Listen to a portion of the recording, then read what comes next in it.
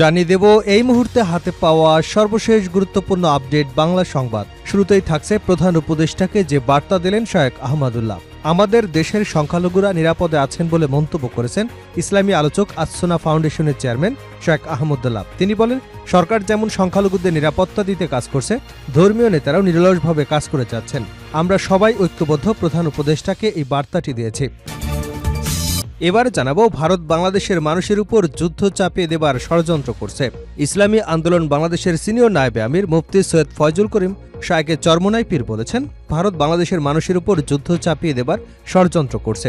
British এবং পাকিস্তানিরা ষড়যন্ত্র করে টিকতে পারেনি, ভারতও কোনো ষড়যন্ত্র করে টিকতে পারবে না। জানাবো, পুলিশের কেউ দুর্নীতি করলে ছাড় দেওয়া হবে না আইজিপি।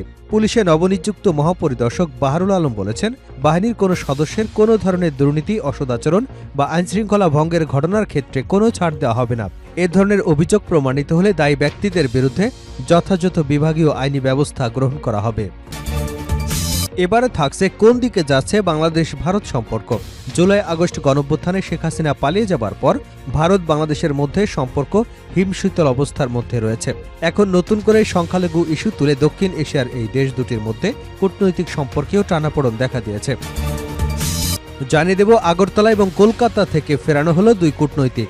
স্বরাষ্ট্র মন্ত্রণালয় ত্রিপুরা নিযুক্ত assistant high commissioner Arif Mohammad, Kolkata নিযুক্ত ভারপ্রাপ্ত deputy high commissioner Shikdar Mohammad Ashrafur রহমানকে অনির্দিষ্টকালের জন্য ঢাকায় ফেরার নির্দেশনা দেওয়া হয়েছে।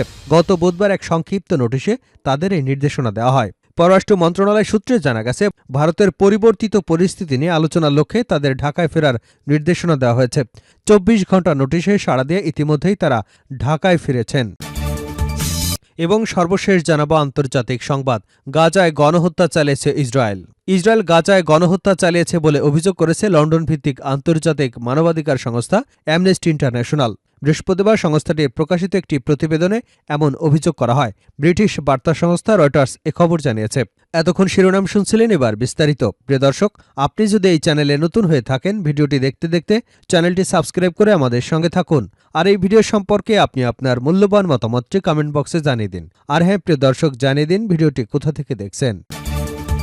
প্রধান উপদেষ্টাকে যে বার্তা দিলেন শায়েখ আহমদুল্লাহ। ফাউন্ডেশনের চেয়ারম্যান, আমাদের দেশের সংখ্যালঘুরা নিরাপদে আছেন বলে মন্তব্য করেছেন ইসলামী আলোচক এবং আসসোনা ফাউন্ডেশনের চেয়ারম্যান শায়েখ আহমদুল্লাহ। তিনি বলেন, সরকার যেমন সংখ্যালঘুদের নিরাপত্তা দিতে কাজ করছে, ধর্মীয় নেতারাও নিরলস কাজ করে যাচ্ছেন। আমরা সবাই ঐক্যবদ্ধ প্রধান উপদেষ্টাকে এই বার্তাটি দিয়েছি, এ মন্তব্য করেছেন আহমদুল্লাহ। এর আগে রাজধানীর ফরেন সার্ভিস একাডেমিতে অন্তর্বর্তী সরকারের প্রধান উপদেষ্টার সঙ্গে অনুষ্ঠিত ধর্মীয় নেতাদের বৈঠকে উপস্থিত ছিলেন তিনি। অনেক গণ্যমান্য আলেম এবং ধর্মীয় নেতারা বৈঠকে ছিলেন জানিয়ে আহমদুল্লাহ বলেন, গোটা দেশের মুসলমান অত্যন্ত ধৈর্য এবং সংযমের পরিচয় দিয়েছেন। আমরা এটিকে সাধুবাদ জানিয়েছি, ঠিক তেমনি এটি ধরে রাখবার সংগ্রামও চালিয়ে যাচ্ছে। এদিকে বৈঠকে রমনা মন্দিরের সহ সম্পাদক অবিনাশ মিত্র প্রধানের উপদেষ্টাকে বলেন, আমরা কখনো কোনো সময় কারো দ্বারে কখনো নির্যাতিত হতে চাই না। যদি কেউ করে তাকে তুলে ধরে বিচার করেন। তিনি বলেন, আমাদের মধ্যে ঢুকে বিভিন্ন স্বার্থ হাসিলে বিশৃঙ্খলা করতে চায় যে, তাকে খুঁজে বের করতে হবে। আমাদের ভাইকে মেরেছে, কিন্তু এই ভাইকে কে মেরেছে তাকে খুঁজতে হবে। এটাকে পুঁজি করে বাইরের রাষ্ট্র আমাদের উপর মাছের আধারের মতো হিন্দুদের উপর চড়াও হয়ে একটা বড় কিছু তৈরি করে নিল, এটা আমরা চাই না। এদিকে বুদ্ধিস্ট ফেডারেশনের সভাপতি সুকমল বুড়া প্রধান উপদেষ্টাকে আন্তর্জাতিক শান্তি সম্মেলন করবার আহ্বান জানিয়েছেন। তিনি বলেন, আমরা শান্তির সম্প্রীতিতে বসবাস করতে চাই, একটি আন্তর্জাতিক শান্তি সম্মেলন করতে চাই। বিদেশি মিশনগুলো, যেসব আন্তর্জাতিক সংস্থা আছে তারাও থাকবে। বিশ্ব যাতে জানে আমরা শান্তি এবং সম্প্রীতিতে আছি। বৈঠক শেষে উপদেষ্টা মাহফুজ আলম তাৎক্ষণিক এক ব্রিফিংয়ে জানিয়েছেন, বাংলাদেশের মানুষ সম্প্রদায়গত দৃষ্টিকোণ থেকে এক জায়গায় এসে মিলিত হয়েছেন। তিনি বলেন, রাজনৈতিক সম্প্রদায়গত জায়গা থেকে আমরা যদি ঐক্যবদ্ধ থাকি, তবে বাইরে যত অপপ্রচার চলুক আমরা এগিয়ে যেতে পারব। হিন্দু, বৌদ্ধ, খ্রিস্টান এবং অন্য জনগোষ্ঠীর বিরুদ্ধে নিপীড়ন হলে সেটার বিরুদ্ধে সরকারের অবস্থাকে প্রচার করতে গণমাধ্যমকে আহ্বান জানান তিনি। ভারত বাংলাদেশের মানুষের উপর যুদ্ধ চাপিয়ে দেবার ষড়যন্ত্র করছে। ইসলামী আন্দোলন বাংলাদেশের নায়েবে আমির মুফতি সৈয়দ মোহাম্মদ রেজাউল করিম চরমোনাই পীর বলেছেন, ভারত বাংলাদেশের মানুষের উপর যুদ্ধ চাপিয়ে দেবার ষড়যন্ত্র করছে। ব্রিটিশ ও পাকিস্তানিরা ষড়যন্ত্র করে টিকতে পারেনি, ভারত কোনো ষড়যন্ত্র করে টিকতে পারবে না। বাংলাদেশকে নিয়ে ভারতের বক্তব্য আন্তর্জাতিক আইনের পরিপন্থী। তিনি বলেন, বাংলাদেশের মানুষ ব্রিটিশকে ভয় পায়নি, পশ্চিম পাকিস্তানের কামান এবং ট্যাঙ্ক ভয় পায়নি, আর বাংলাদেশের মানুষ ভারতকে ভয় পাবার প্রশ্নই আসে না। বৃহস্পতিবার সকালে জাতীয় প্রেস ক্লাব মিলনায়তনে অনুষ্ঠিত গার্মেন্টস শ্রমিক আন্দোলনের কেন্দ্রীয় সম্মেলনে প্রধান অতিথির বক্তব্যে তিনি এসব কথা বলেন। সংগঠনের কেন্দ্রীয় সভাপতি হারুনা রশিদের সভাপতিত্বে সম্মেলনে বেশ কয়েকজন বক্তব্য রাখেন। সৈয়দ মোহাম্মদ ফয়জুল করিম বলেন, শ্রমের বিনিময়ে ন্যায্য মজুরি পাওয়ার জন্য শ্রমিকরা আন্দোলনে নামতে বাধ্য হচ্ছে। বৈদেশিক মুদ্রা অর্জনে গার্মেন্টস শ্রমিকদের ভূমিকা অত্যন্ত গুরুত্বপূর্ণ। দেশের গার্মেন্টস সেক্টর অর্থনীতির ভারসাম্য রক্ষা করে যাচ্ছে। তিনি বলেন, দেশের গার্মেন্টস সেক্টর ধ্বংস করতে দেশি বিদেশি ষড়যন্ত্র অব্যাহত আছে। এক শ্রেণী অসাধু লোকেরা ঠুনকো অজুহাতে বিভিন্ন আন্দোলন করে দেশের অর্থনীতিকে পঙ্গু করবার চক্রান্ত করছে। শায়েখ চরমোনাই পীর বলেন, সিন্ডিকেটের মাধ্যমে দেশকে ধ্বংস করবার চক্রান্তের অংশ হিসেবে শ্রমিকদের ন্যায্য অধিকার থেকে বঞ্চিত করা হচ্ছে, তাদের মজুরি ঠিকভাবে দেওয়া হচ্ছে না। তিনি বলেন, গার্মেন্টস সেক্টর পরিচালনায় বর্তমান আইন শ্রমিকদের জন্য কল্যাণকর নয়, যার কারণে শ্রমিকদের অবৈধভাবে অপসারণ করা হয়। কোনো গার্মেন্টস শ্রমিকরা জানেই না কখন তাদের বিদায় নিতে হবে। এ কারণে অনেক শ্রমিক সন্তুষ্টির সঙ্গে কাজে মনোনিবেশ করেন না, ফলে কাঙ্ক্ষিত উৎপাদন ব্যাহত হয়। চামড়া শিল্পের কথা উল্লেখ করে তিনি বলেন, পরিকল্পিতভাবে দেশের চামড়া খাতকে ধ্বংস করা হচ্ছে। বাংলাদেশ সরাসরি ইউরোপে চামড়া বিক্রি করতে পারে না, বাংলাদেশকে ভারত হয়ে চামড়া বিক্রি করতে হয় বলে ট্যানারির মালিকরা জানিয়েছেন। তিনি এজন্য চামড়া রপ্তানির ক্ষেত্রে বাংলাদেশের প্রচলিত বিধিবিধান পরিবর্তন করতে গুরুত্ব আরোপ করেন। গার্মেন্টস শিল্প ধ্বংসপ্রায়, গার্মেন্টস শিল্প যাতে ক্ষতিগ্রস্ত না হয় সেদিকে নজর দেওয়া জরুরি। পুলিশের কেউ দুর্নীতি করলে ছাড় দেওয়া হবে না, আইজিপি। পুলিশের নবনিযুক্ত মহাপরিদর্শক বাহারুল আলম বলেছেন, বাহিনীর কোনো সদস্যের কোনো ধরনের দুর্নীতি, অসৎ আচরণ বা শৃঙ্খলা ভঙ্গের ঘটনার ক্ষেত্রে কোনো ছাড় দেওয়া হবে না। এ ধরনের অভিযোগ প্রমাণিত হলে দায়ী ব্যক্তির বিরুদ্ধে যথাযথ বিভাগীয় এবং আইনি ব্যবস্থা গ্রহণ করা হবে। গত ২১শে নভেম্বর আইজিপি হিসেবে দায়িত্ব গ্রহণের পর বাহারুল আলম বৃহস্পতিবার প্রথম আনুষ্ঠানিকভাবে গণমাধ্যমের সঙ্গে কথা বলেন। পুলিশ সদর দপ্তরে আয়োজিত হয় এই সংবাদ সম্মেলন। জুলাই আগস্টে ছাত্র জনতার আন্দোলন প্রসঙ্গে তিনি বলেন, ফ্যাসিবাদী সরকারি স্বার্থ রক্ষায় তাদের নির্দেশে পুলিশের কতিপয় সদস্য বাড়াবাড়ি করেছেন এবং আইন ভঙ্গ করেছেন, এতে কোনো সন্দেহ নেই। তবে অনেক নিরপরাধ পুলিশ সদস্য নিহত হয়েছেন। প্রতিটি হত্যাকাণ্ডই নিন্দনীয়। আমি পুলিশ বাহিনীর পক্ষ থেকে প্রতিটি শহীদ পরিবারের কাছে আন্তরিক দুঃখ প্রকাশ করছি এবং ক্ষমা প্রার্থনা করছি। আইজিপি বাহারুল আলম বলেন, অন্তর্বর্তী সরকার বিভিন্ন সংস্কার কমিশন গঠন করেছে।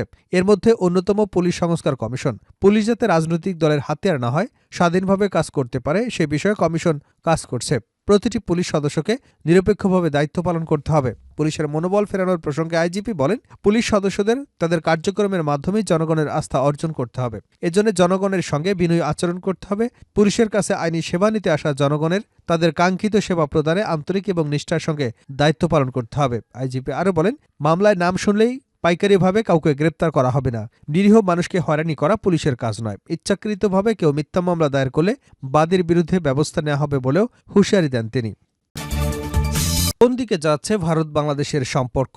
জুলাই আগস্ট অভ্যুত্থানে শেখ হাসিনা পালিয়ে যাবার পর ভারত বাংলাদেশের মধ্যে সম্পর্ক হিমশীতল অবস্থায় পৌঁছেছে। এখন নতুন করে সংখ্যালঘু ইস্যু তুলে দক্ষিণ এশিয়ার এই দেশ দুটির মধ্যে কূটনৈতিক সম্পর্কে টানাপোড়েন দেখা দিয়েছে। পরিস্থিতি সবচেয়ে বেশি ঘোলাটে হয় চিনয় দাসকে গ্রেপ্তারের পর। তাকে গ্রেপ্তারের প্রতিবাদে ভারতের একাধিক স্থানে বিক্ষোভ হয়েছে।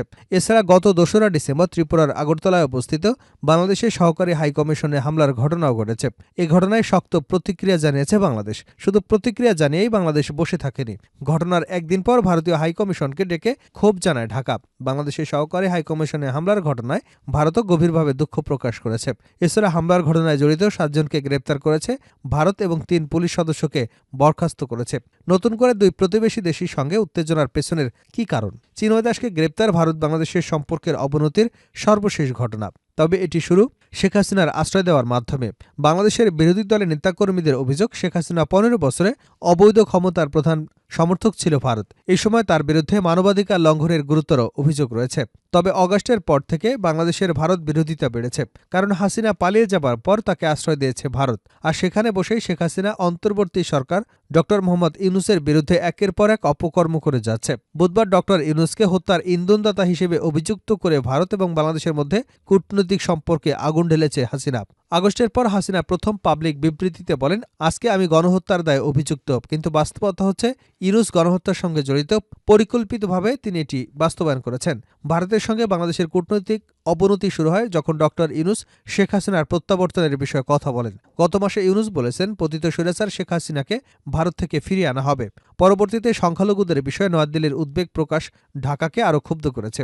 বাংলাদেশ হাইকমিশনে হামলার ঘটনায় ভারতের সঙ্গে সম্পর্কের কতটা প্রভাব ফেলবে, এ বিষয়ে নরওয়ের অসলো বিশ্ববিদ্যালয়ের পিএইচডি গবেষক মুবাশশার হাসান বলেন, বাংলাদেশ হাইকমিশনে হামলার ঘটনা অবশ্যই গভীর চিন্তার বিষয়, বিশেষ করে দুদেশের সম্পর্কের দিক দিয়ে। আল জাজিরাকে তিনি বলেন, আগের সরকারের সময় দুদেশের মধ্যে যে সম্পর্ক ছিল, বর্তমানে তাতে পুরোপুরি ছেদ পড়েছে।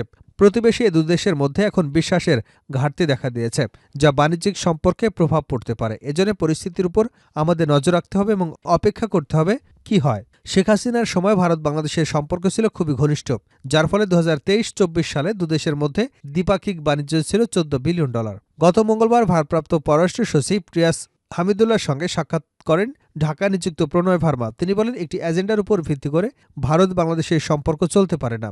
ভারতীয় গণমাধ্যম দ্য হিন্দুর প্রতিবেদনে ভার্মাকে উদ্ধৃতি দিয়ে বলা হয়, ভারত অবশ্যই বাংলাদেশ সরকারের সঙ্গে কাজ করতে আগ্রহী। এক্ষেত্রে শান্তি, নিরাপত্তা এবং উন্নয়নকে গুরুত্ব দিতে হবে। ঢাকায় ভারতীয় হাইকমিশনার হিসেবে দায়িত্ব পালন করা ভারতীয় সাবেক কূটনৈতিক অনিল ত্রিগুনায়াত বাংলাদেশের সহকারী হাইকমিশনে হামলার ঘটনায় দুঃখ প্রকাশ করেছেন। তিনি বলেন, ভারত এবং বাংলাদেশের মধ্যে সম্পর্ক আবার স্বাভাবিক হবে যখন জনগণের মানসিকতায় পরিবর্তন ঘটবে।